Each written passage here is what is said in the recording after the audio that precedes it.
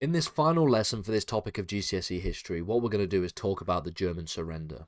And this is really just picking up from where we left off at the last lesson, which was the events of 1918, beginning with the Spring Offensive and then moving to the 100 Days, which takes us essentially to September, October 1918.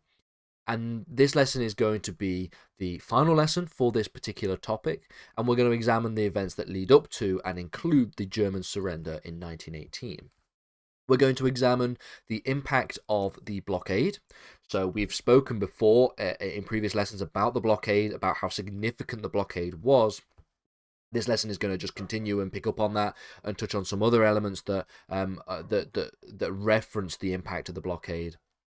We're going to talk about the abdication of the Kaiser as well. So the abdication of the Kaiser being a very key and significant event in the ending of the First World War. And then finally, we will talk about the actual armistice itself. So these are the things that we're going to examine in more detail.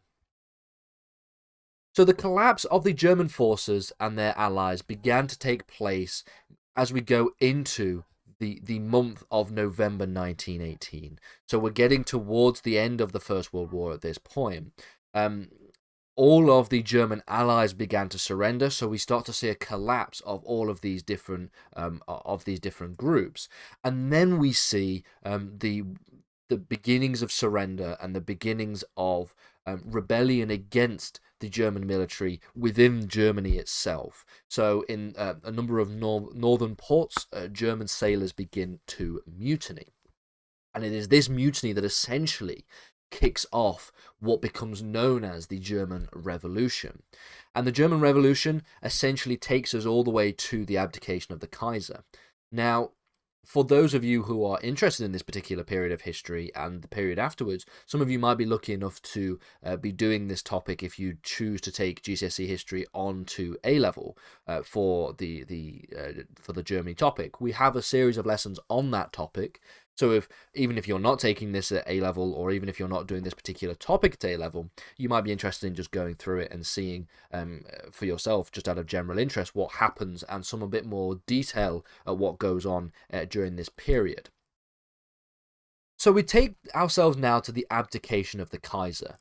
As the German October Revolution began to take place, pressure on the Kaiser was growing because, of course, the Kaiser was essentially being set the blame for the war itself and for everything that had taken place.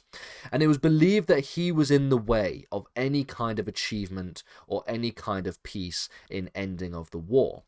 So essentially what was happening was it was becoming very clear among everybody in and around the revolution on both sides of the conflict that the Kaiser would have to, at the very least, abdicate to be able to go into our next stages, into the next steps, which essentially bring us to the armistice that takes place. And so when the Social Democrats within the German government begin to threaten resignation, they essentially issue an ultimatum to the Kaiser. They demand his resignation. So the Kaiser was essentially told of his abdication rather than necessarily making this decision himself. And this is something that takes place in quite a lot of cases when we talk about revolutions and the overthrow of monarchy. The Kaiser was essentially issued the ultimatum to resign, to abdicate the throne. And this happened on the 9th of November 1918. And at this point, Germany had become a republic. It becomes the Weimar Republic. We'll get to that in a second. Now, what happens to Kaiser Wilhelm? Well, he flees to, I believe, the Netherlands and lives out the rest of his life, and essentially is not heard of ever at all for the rest of his life and for the rest of history. This is really the point at which his influence on historical events sort of ends. And so let's take ourselves to the armistice. One of the things that is quite interesting about the armistice is that, and one of the things that, in fact, that may have been contributory to the German Revolution itself is the fact that the Germans had been secretly negotiating the terms of the armistice with the Allies for some time, even before all of the events that we've talked about in this lesson took place. Now, because of wartime propaganda, the German public were under the impression that the war was going well, or at least was not going as badly as it actually was. And so when it came out and it came to light that they had been secretly demanding or asking for armistice for some time, it became very clear that of course they were being lied to, and that this may have contributed to some of the rebellious and revolutionary fervor that we see in the German Revolution itself. Now, they had the expectation that they would agree an armistice on the basis of what are known as Woodrow Wilson's 14 points. Now, Woodrow Wilson was the US president at the time of the First World War, and he essentially drew up 14 points from which we see the establishment of, hopefully, in his eyes, a sort of new world order, okay? One of which would be the establishment of, for example, a League of Nations, and this demand for the self-determination of states.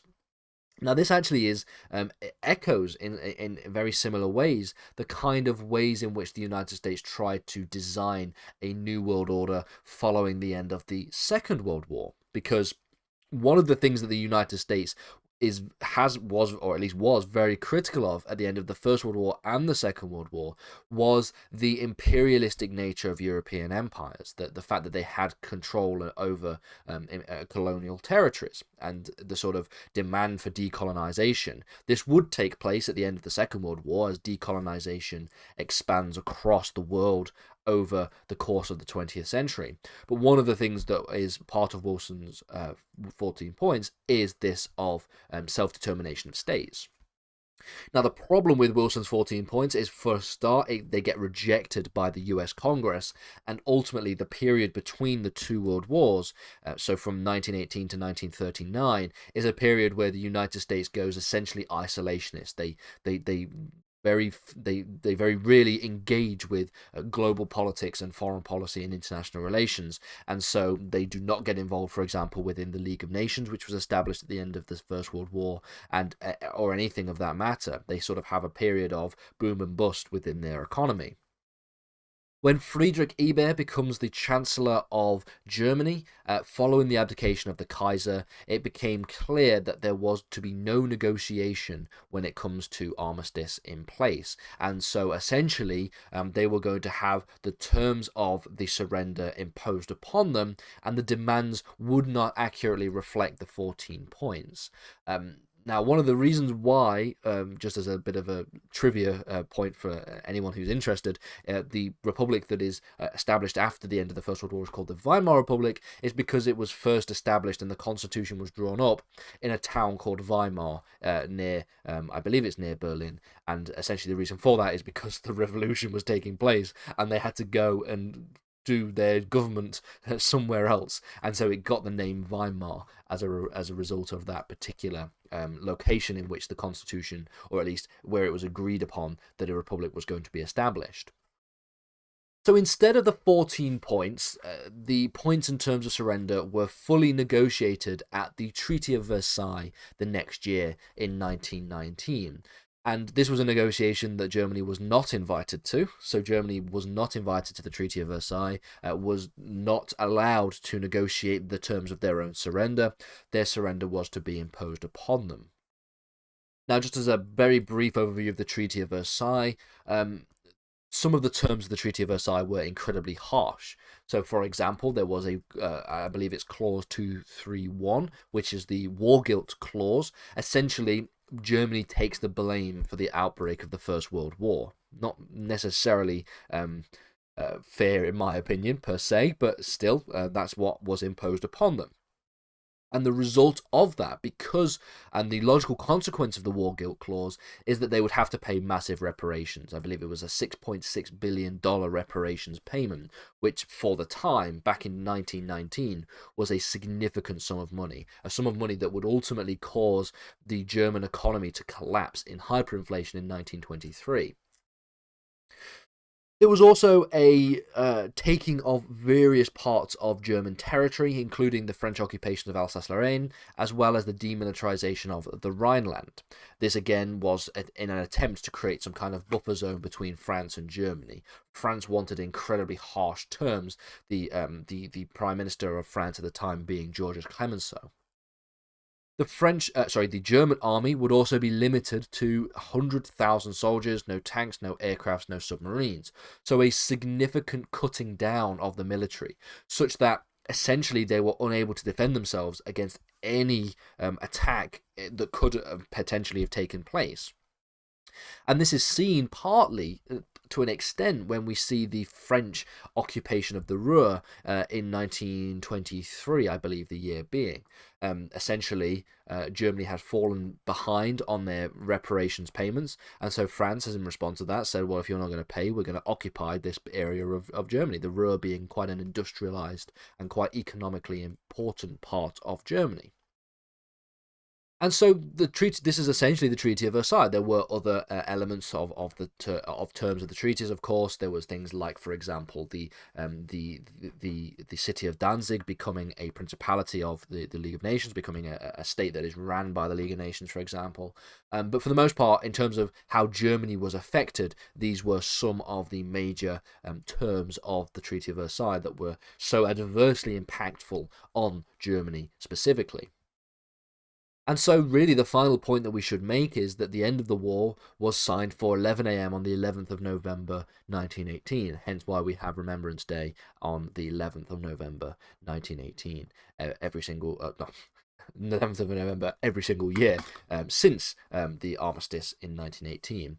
And essentially that covers the First World War from beginning to end. Now, like I said, if you're interested in this period of history after the ending of the First World War, some of you who did it at GCSE history will have done this topic, the sort of interwar period where you examine the League of Nations, where you examine the start of the Second World War, or some of you just may be interested in this period from various different perspectives.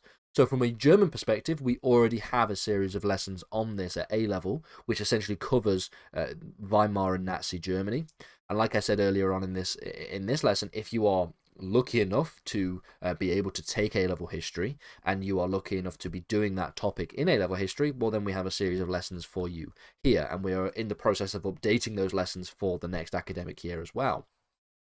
If you are interested in the sort of general international relations that takes place after the end of the First World War, we are also working on a series of lessons again for an A-level topic on that as well. So even if you're not doing A-level history and you're just interested, or even if you are doing A-level history and you're just not doing that topic, then obviously feel free to have a look and see if you can stoke any more interest in this particular area of history.